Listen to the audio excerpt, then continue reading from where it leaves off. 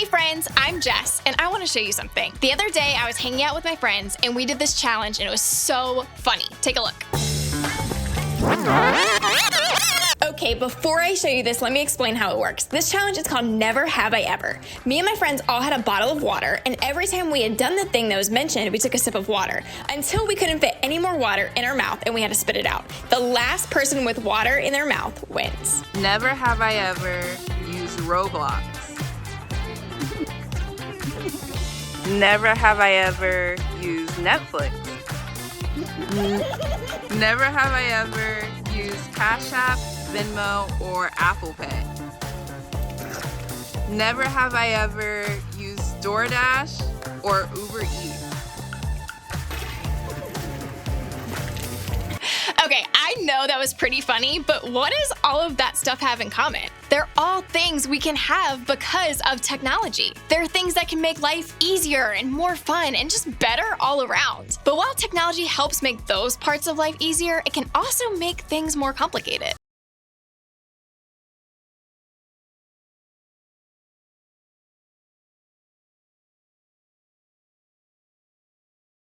One of those things that gets more complicated with technology is sex. Now, church should be a place where we can talk about anything, especially important things like sex. We want you to have good, healthy views of sex, even if it's a little awkward to talk about at times. So even if you're uncomfortable, I want you to stick with me. Some of you have never been in a situation where you've had to decide what you're going to do when it comes to sex. Others of you may have already experimented with sexual things, and some of you haven't even thought about it before. But no matter what, I know this conversation will be helpful to all of us right now and in the future. Because sex is about so much more than just the physical act. Even if you're not actually having sex, you can still be curious about it and have questions about it. And for a lot of us, technology is where it starts. We don't have to look very far to find sexual content online. Those not so appropriate photos that showed up on your feed, or those nude videos or pictures that someone sent you on Snapchat, or those videos you found on YouTube, or that new show on Netflix with that scene you didn't know would be there. Sometimes we look online for sexual content because we're curious, and other times it finds us without our consent.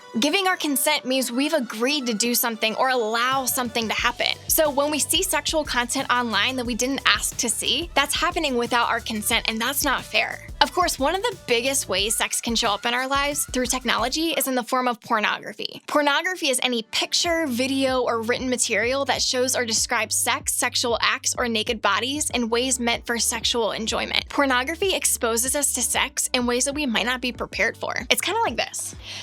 You see, sometimes without even realizing it, we use our devices as a shield to hide behind. When we pick up our phones or get on social media or turn on our tablet, suddenly our shield is up. We feel protected. When that shield is up, we feel like we can do or say or act in ways that we wouldn't in our everyday lives. We ask for a picture we'd never ask someone for in real life.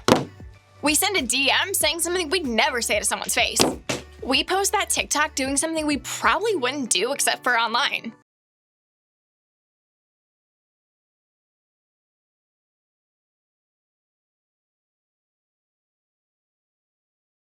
The reason we do those things is because it's easier to do them from behind a screen. It feels different than what happens in real life. And because of that, it can be easy to think that what we know to be true about sex doesn't really apply there. But here's the problem with that. It is real life. Just because you aren't face to face with the people on the other side of your screen doesn't make it any less real. Because what happens on screen doesn't stay on screen. Who you are on screen is a part of the real you. That shield you thought you had up doesn't actually exist. And because of that, how you use technology has the potential to impact your real life in real ways, especially when it comes to sex. You see, there's this guy named Paul who is actually one of the most famous and influential Christians to ever live. He started many of the first Christian churches and helped teach other leaders to continue sharing Jesus' message with the whole world. Paul wrote something in a letter to a group of people who were called the Corinthians. You see, Paul didn't have Snapchat or TikTok or BeReal back then, but I think what he said can give us wisdom for understanding and following God's plan for sex. Let's take a look.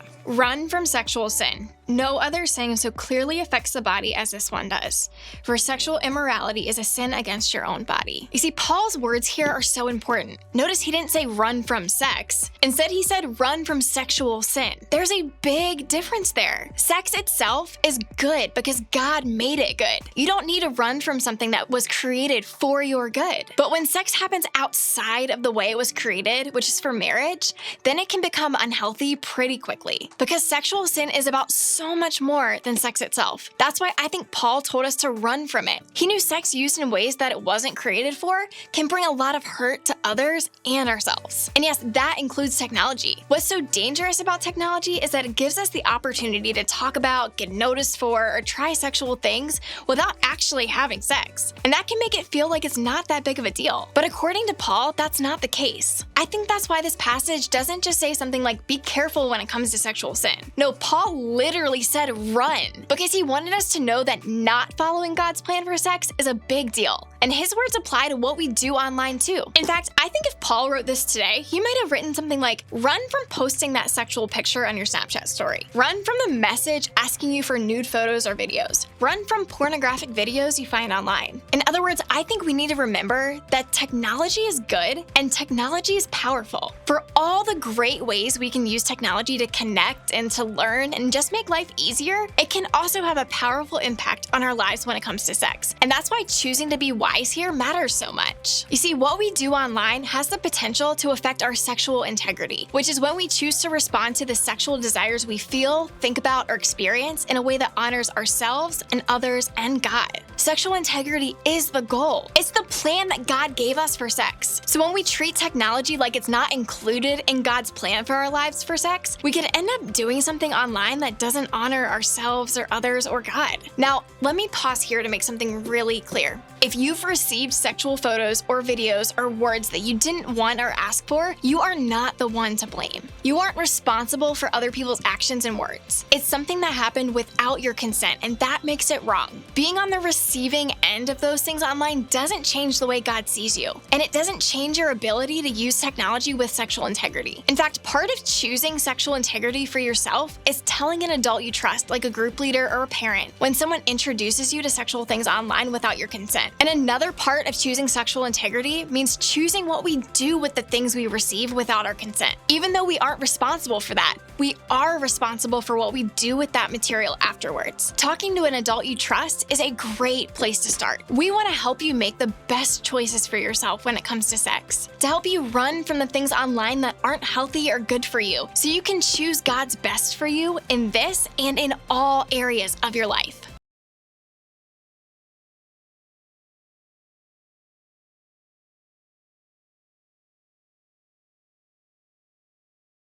Technology is good and technology is powerful, and we want to help you navigate technology with sexual integrity in mind. But you might be wondering, how do I actually do that? So I've got 3 things that you can ask yourself this week. The first, ask yourself why. Why are you about to post or comment or watch or look for or send that thing? Before you do whatever it is you're about to do online, stop to think about why you're doing it. If the answer doesn't honor yourself or others or God, pause and reconsider your actions. The second, ask yourself, is it a secret? Are the things you're doing or saying or posting online things you don't want other people to see in real life? If the answer is yes, then you probably need to stop right there and make the choice to not do that thing. And the third, ask for help.